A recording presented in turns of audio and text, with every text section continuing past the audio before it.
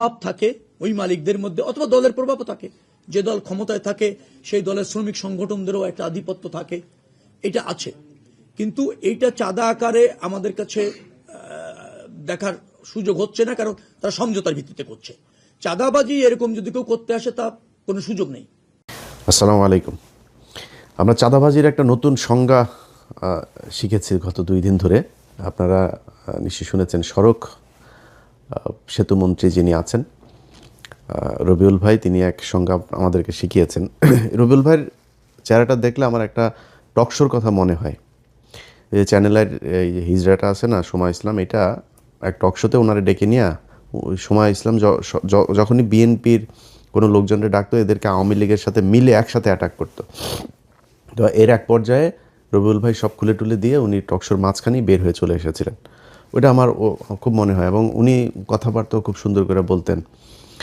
তো হঠাৎ করেই ধরেন বিএনপির লোকজনের এই নির্বাচনের পরের দিন থেকে ওনাদের বডি ল্যাঙ্গুয়েজ, ওনাদের কথাবার্তাগুলো শুনলেই না মনে হয় সেই আওয়ামী লীগের একটা লোক বোধহয় কথা বলছে। একদম চেহারা, কথাবার্তার ধরন, দাম্ভিকতা, এগুলো ওই ঠিক আওয়ামী লীগ যেভাবে। এই যে মন্ত্রণালয়টা, এই মন্ত্রণালয়টাও কিন্তু, এই সড়ক সেতু মন্ত্রণালয় কিন্তু ছিল কাওয়া কাদেরের। এই কাওয়া কাদেরও কিন্তু ঠিক এইভাবেই কথা শুনলেই শরীর জ্বলতো। তো বিএনপির যেই ভাইদের কথা শুনলে এত ভাল লাগতো, একদম নিজের মনে হইতো এরা আমার আপনজন, আমার আপন ভাই, এরকম মনে হইতো। সেই মানুষগুলো হঠাৎ করে রাতারাতি এত চেঞ্জ হয়ে গেল, বিশেষ করে নির্বাচনের এই আগের থেকে। অনেকে আমাদের প্রশ্ন করেন, ভাই আপনারা কেন সরাসরি বিএনপির বিরুদ্ধে? এই আজকে যে বাংলাদেশ দেখছেন না, এটা আমরা অনুমান করতে পেরেছিলাম, এই জন্যই বিএনপির বিরুদ্ধে গিয়েছিলাম। তো ওনারা নির্বাচনের আগে থেকে আওয়ামী লীগের লোকজনকে করে দিবে, আপনার নির্বাচন এই রাজনীতি করার সুযোগ দিবে, সব মামলা তুলে নিবে, এই যেগুলো বলেছে, এবং সেটা এখন করছে। আপনারা দেখছেন বিভিন্ন জায়গায় অফিসগুলো দিচ্ছে। তো এটার বিএনপির সামনে ধরেন 2টা পরিণতি এখন, যে অবস্থায় তারা চলছে সেটাতে। 1981 সালে জিয়াউর রহমান এইভাবে এই হাসিনাকে নিয়ে এসেছিল। 17 দিনের মাথায় জিয়াউর রহমানকে হত্যা করা হয়েছিল। খালেদা জিয়া, তিনি এই আপনার 96-এ যখন এই হাসিনাকে আপনার স্পেস দেয়, উনি কিন্তু 15ই ফেব্রুয়ারি একটা নির্বাচন করেছিল 96-এ। সেই নির্বাচনে আপনার জামাত আওয়ামী লীগে অংশগ্রহণ করেনি। হাসিনা, খালেদা জিয়া চাইলে থাকতে পারতো, এমন কোনো আন্দোলন হয়নি, এমন মানুষজনও মারা যায়নি, ছেড়ে দিয়েছেন। ছেড়ে তারপরে 12ই জুন 96 আবার আরেকটা নির্বাচন দিয়েছিলেন। ওই সুযোগ দিয়ে তারা আবার 96-তে আসতে দেওয়া হয়েছে। 96-তে আসার পরে কি করেছে সেটা আপনারা জানেন। এরপরে 2001 থেকে 6 খালেদা জিয়া জোর করে থাকতে চেয়েছে, কিন্তু মানে বিএনপির সমস্যাটা হলো, বিএনপি যদি চুরিও করে, মানে ল্যাটায়া ব্যাটায়া ওইটারে পাশা পোষা হাগু দিয়া নষ্ট করে গন্ধ বানায় ফেলে। আওয়ামী লীগ সেটা খুব স্মার্টলি করে, এটাই হলো পার্থক্য। তো এরপরে খালেদা জিয়ার সুযোগ তাদেরকে দিয়েছেন। সেই সুযোগ দেওয়ার পরে 2013 সালেও আরেকবার খালেদা জিয়ার সুযোগ দিলেন, 14 সালে নির্বাচনের না এসে। তো এই আওয়ামী লীগ খালেদা জিয়ার পরিবারকে কতটুকু ক্ষতি করেছে, এটা ভাই আমার বলার কিছু নেই। এটা জিয়া পরিবার জানে, তাদের পরিবারে আমার বিশ্বাস যে আমার চাইতে বেশি কষ্ট তাদের জন্য হয়। এরা যদি আসে তাহলে বিএনপির পরিণতি কি হয় সেটা 17 বছর আমরা দেখেছি, এটা নতুন করে দেখার কিছু নাই। অতএব তারা যদি এদেরকে নিয়ে আসে, এসে মনে করেন আওয়ামী লীগকে নিয়েই তারপরে করলো, তো জোর করে যদি থাকতে চায়, বাংলাদেশে খুব নিকট অতীতে আমরা এর পরিণতি দেখেছি যে সেটাতে কি হয়। বিএনপি সেই পরিণতি ভোগ করতে হবে যদি তারা জোর করে ক্ষমতায় থাকতে চায়। আর যদি তারা মনে করে নির্বাচন করবে, গণতান্ত্রিকভাবে জামাতের সাথে রাজনীতি করবে, জামাতের সাথে রাজনীতি করতে গেলে জামাত আপনারা যদি নাকি স্বর্ণ দেখায়, আপনি তো আর এই তামা দিয়ে তো তার সাথে রাজনীতি করতে পারবেন না। জামাত রাজনীতি করে নিজের পকেটের টাকা দিয়ে, তারপরে সংগঠন চালায়। আর আপনি চাঁদাবাজির টাকা দিয়ে সংগঠন চালাবেন, এরকমই হবে। এই যে রবিউল ইসলাম ভাই, উনি একটা কথা বলেছেন, মানে উনি কথাটা হয়তো খুব কৌশলে, এর আগেও তো এই চাঁদাবাজি হতো, ওবায়দুল কাদের কোনোদিন স্বীকার করেছে, এইভাবে বলেছে কখনো? বলতে হবে কি, আপনি দেখেন প্রতিটা মন্ত্রী দুর্নীতিকে, এই যে এহসানুল হক মিলন দুর্নীতি করেন আগের বার, দুর্নীতির বিরুদ্ধে ব্যাপক কী করা হবে, সবাই দুর্নীতির বিরুদ্ধে, সব কটা মন্ত্রীর বক্তব্য দেখবেন একই রকম। এইটাই হচ্ছে স্মার্টনেস, বাংলাদেশের স্মার্টনেস এইটাই। চুরি করবে প্রতিটার পেটের মধ্যে। বাংলাদেশে এই পর্যন্ত যত মন্ত্রী গিয়েছেন সব করার পেটের মধ্যে দুর্নীতির টাকা, মানুষের ভিক্ষার টাকা, চুরির টাকা, এটা প্রতিটা মন্ত্রীর পেটের মধ্যে। এরা এই দুর্নীতি করার জন্যই এমপি হয়, মন্ত্রী হয়। আজকে যেই কথাটা রবিউল ইসলাম বলে দিয়েছেন, এটা আগের মন্ত্রীরা বলেন নাই বা ওনার আশপাশের মন্ত্রীরা বলেন না, এটাই স্বাভাবিক। শহীদুদ্দিন চৌধুরী অ্যানি ভাই আজকে বলেছেন যে না, সড়কে কোনো চাঁদা চলবে না। অ্যানি ভাই, আপনি তো পানি সম্পদ মন্ত্রী, আপনি সড়কের মন্ত্রী বলার কে? সড়কের মন্ত্রী বলে দিয়েছেন চাঁদাবাজি চলবে, অতএব চলবে।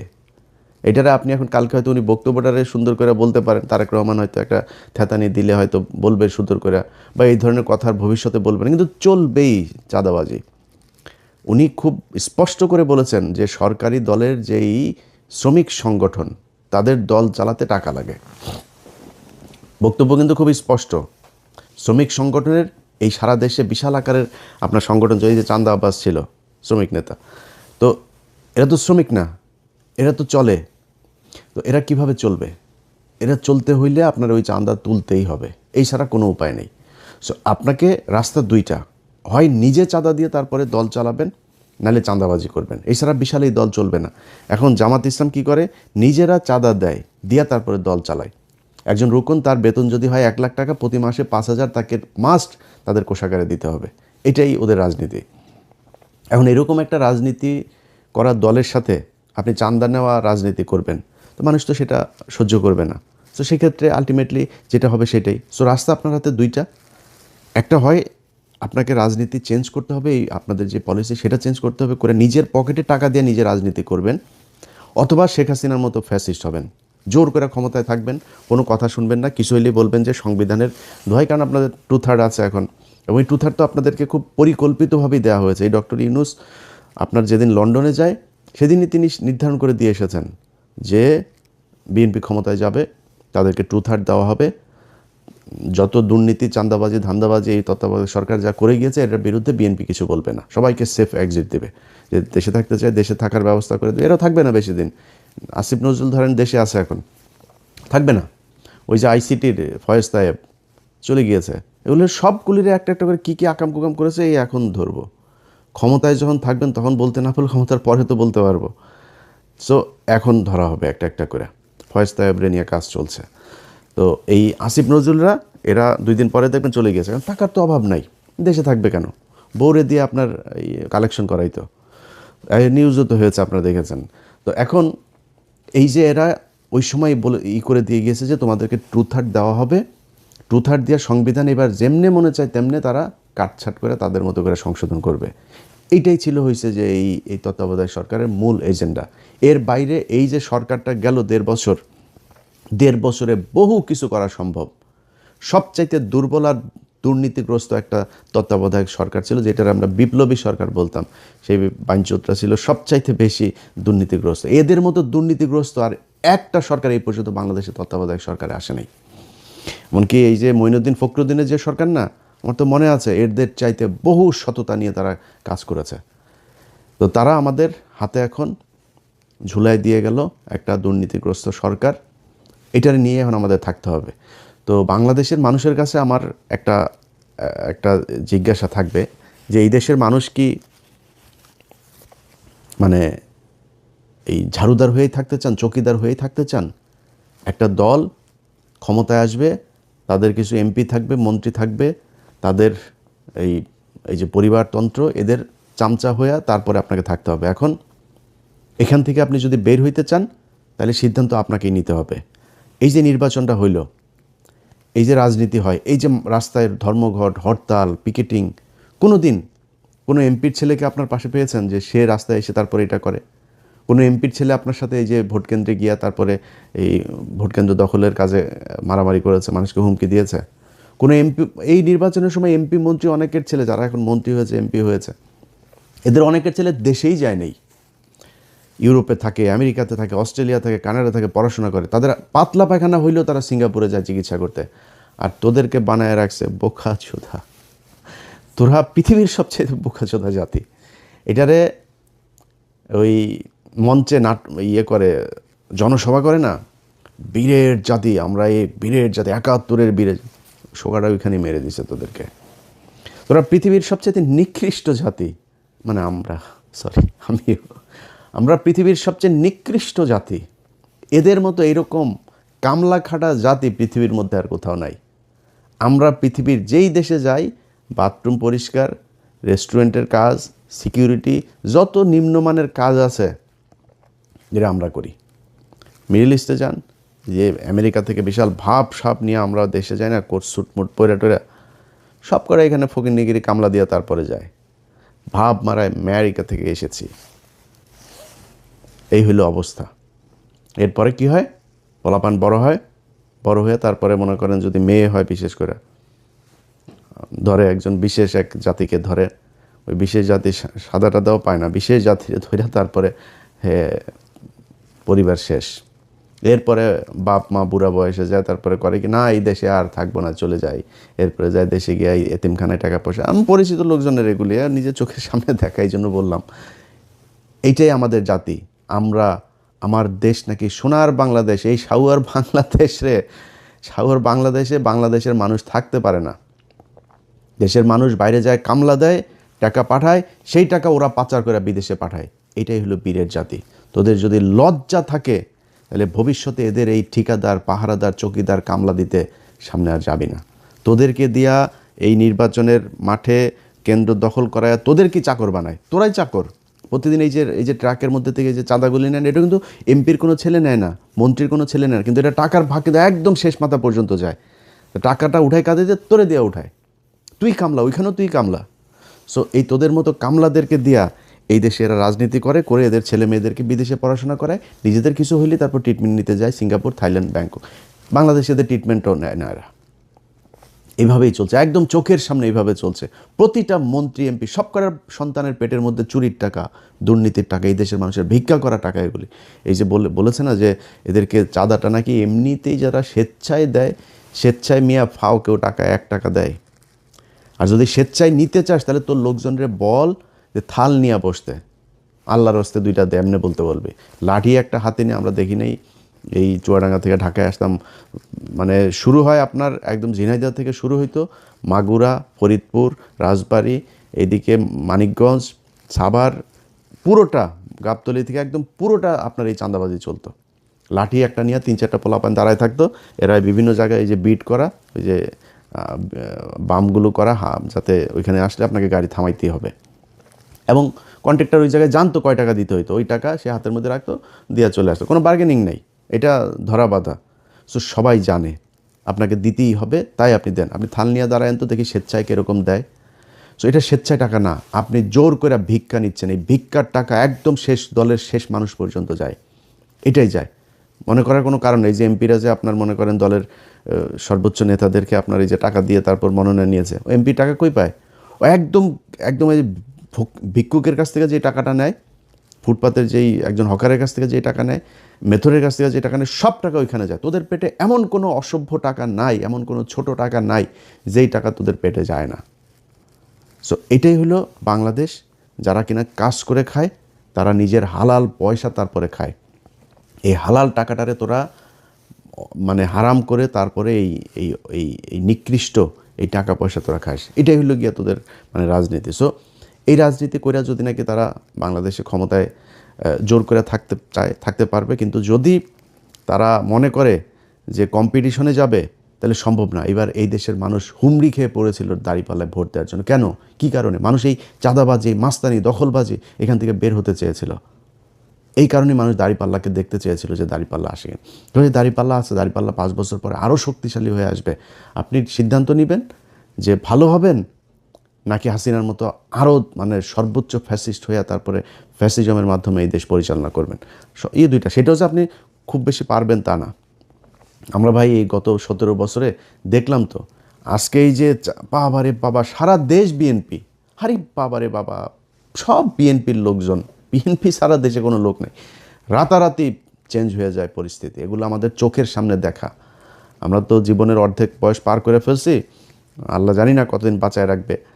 তো যদি ফুল বাঁচায় রাখে তাও অর্ধেক পার করে ফেলছি। এখন ধরেন এই সময়ের ভেতরেই খুব কঠিন কঠিন সময় আমাদের এই আমরা মানে খুব সৌভাগ্যবান বলেন আর দুর্ভাগ্যবান বলেন, আমরা কিন্তু অনেক কিছু দেখেছি, এটা পৃথিবীতে হয়তো খুব কম জাতি দেখবে। আমরা হাসিনার মতো এরকম এক ফ্যাসিজমের পতন দেখেছি, আমরা কোভিড দেখেছি, 1/11 দেখেছি, অনেক কিছু দেখেছি কিন্তু আমরা। সো এই যে আমরা চোখের সামনে যেগুলো দেখলাম, যে অবস্থাগুলো, এগুলো আপনাদের জন্য উদাহরণ। এই উদাহরণ দেখে আপনি যদি ঠিক না হন তাহলে তো আর কিছু বলার নাই। আপনার আশপাশে আজকে যত মানুষজন দেখছেন, এই মানুষ আপনার পাশে ছিল না, থাকবে না, এটা আপনারা জানেন খুব ভালো করে। আজকে যে ব্যক্তি এমপি হয়েছে সে যদি মনোনয়নটা না পেত না, বা আজকে ওই যে এই কাউয়া ইয়ের কথা দেখেন, ওই যে এই হারুন পাপিয়ার ঘর জামাইটা, এর আশপাশে কেউ আছে? ওই যে কুমিল্লায় মঞ্জুর মুন্সি বাড়িঘর জ্বালায় দিয়েছে নির্বাচনের পরের দিন, কেউ ঠেকাতে পেরেছে? কেউ তার পাশে আছে? কেউ পাশে নেই। আপনার পাশে যে চৌকিদার দফাদার, সে যেই ছিনতাইকারীটারি যেগুলো মাদক ব্যবসায়ীগুলো থাকে, এগুলো সবাই ওই জন্যই, কিছু খাওয়ার জন্যই থাকে, এছাড়া থাকে না আপনার পাশে। সো আজকে যারা আছে এরা থাকবে না কালকে। আর জামাত ইসলামের এক নেতার সাথে কথা বলছিলাম, জামাত ইসলাম আমি বললাম যে ভাই মনে করেন আপনাদের উপরে আবার ফের সে আগের মতো জঙ্গি নাটক টাটক সাজায় নানানভাবে আপনাদের উপরে প্রেশার ক্রিয়েট করা শুরু করলো, কী করবেন? বলছে আমরা রাজনীতি ছেড়ে দেবো, আমরা মানুষ তৈরি করব। আমরা তো আর কিছু ধান্দাবাজির জন্য তো আমরা রাজনীতি করি না, আমরা সরে যাব। আওয়ামী লীগকে যদি তারা স্পেস দেয় নিয়ে আসে, তারপরে আওয়ামী লীগকে দিব রাজনীতি করতে। আওয়ামী লীগই বিএনপিরে সোজা বানায় ফেলার একদম যা রাস্তা সেগুলো তারা জানে এবং সামনে তারা করবে। ব্যাস শেষ। আমি শুনে তাজ্জব মেরে গেছি, যেমন বলে কি, হ্যাঁ যদি এটা জামাত ইসলাম যদি এটা করে, বিএনপি যদি ধরেন এদেরকে নিয়ে আসে, জামাত ইসলাম যদি ওইটা করে, তাহলে বিএনপি বলে দল থাকবে না বাংলাদেশে, জামাত ইসলাম থেকেই যাবে। জামাত ইসলাম রাজনীতি করুক আর অরাজনৈতিক সংগঠন থাকুক, তাদের যে আদর্শ সেটা তারা বাস্তবায়ন করে নিয়ে যাবে। কিন্তু আপনি পারবেন না। আপনি ক্ষমতায় থাকলে আছেন, ক্ষমতায় না থাকলে নাই। আমরা এটা নিজের চোখে দেখেছি। একটা ককটেল ফোটার পরে কিভাবে সব দৌড় দেয়। কেউ ছিল না এদের পাশে। নিজের পার্টি অফিস, সেই পার্টি অফিসে পর্যন্ত যাইতে পারেন নাই। পার্টি অফিসের ঘরের হালকা করে এই কেচি গেটটা লাগে, আবার খোলেন, আবার এই চোর পুলিশ খেলা আমরা দেখেছি। এটাই তো বিশাল এই রাজনৈতিক দলের অবস্থা না? সো ক্ষমতা থাকবে না, আপনারাও থাকবেন না। আওয়ামী লীগ যদি নাকি আওয়ামী লীগকে আপনি করে দিবেন, আর ভারত মনে করেন আপনার চেয়ে আওয়ামী লীগকে দূরে রাখবে ক্ষমতার চেয়ে, ভারত সর্বোচ্চ জিনিস দিয়া তারপরে আপনার এই আজকে মিডিয়া দেখছেন না, যে একটা আপনার লোক না, এরা আপনাকে খাম্বা তারেক বলেছে, এরা আপনাদের খালেদা জিয়ার বিরুদ্ধে কথা বলেছে, এরা বলেছে। আপনি যান, গেল 1 বছর আগেও আপনি সময় টিভি, 71 টিভি টকশো দেখেন, তাদের নিউজ দেখেন, কত জঘন্য ভাষায় কথা বলেছে। তারাই এখনও বসে আছে, আপনি তাদেরকে টাকা পয়সা টয়সা নিয়ে কিচ্ছু করেন নেই। এটা আপনারা করেছেন। এখন এদেরকে বসায় রেখে যদি মনে করেন সামনে পরিস্থিতি একটু টালমাটাল অবস্থায় আসে, তারা আপনার পক্ষে থাকবে, তারা সব আওয়ামী লীগের পক্ষে কাজ করবে, ইন্ডিয়ার পক্ষে কাজ করবে, এরা সব ইন্ডিয়ার লোক। ইন্ডিয়াদেরকে বসিয়ে রেখেছে। ইন্ডিয়া কখনোই আওয়ামী লীগকে রেখে বিএনপিকে ক্ষমতায় আনবে না। এটা এর আগে জিয়াউর রহমানের সময় প্রমাণিত হয়েছে, খালেদা জিয়ার সময় প্রমাণিত হয়েছে, তারেক রহমানের সময় প্রমাণিত হবে। সো ইন্ডিয়ার হাতে সেই চয়েস আছে। ইন্ডিয়া সবাই বসিয়ে রেখেছে ওই পারে, সুযোগ পেলেই আস্তে করে এখানে দিয়ে দেবে। চয়েস আপনার। কি করবেন? দলরে ঠিক করবেন, নিজেরা চাঁদা দিয়ে দল চালাবেন, না চাঁদাবাজি করে তারপরে জামাতের কাছে হারবেন, নাকি চাঁদাবাজিও করবেন, জোর করেও ক্ষমতায় থাকবেন, এক পর্যায়ে গিয়ে তারপরে ইন্ডিয়ার আওয়ামী লীগের কাছে ক্ষমতা হারাবেন। এই চয়েসগুলো আপনাদের সামনে দেওয়া থাকলো। কেউ কষ্ট পায় থাকলে দুঃখিত।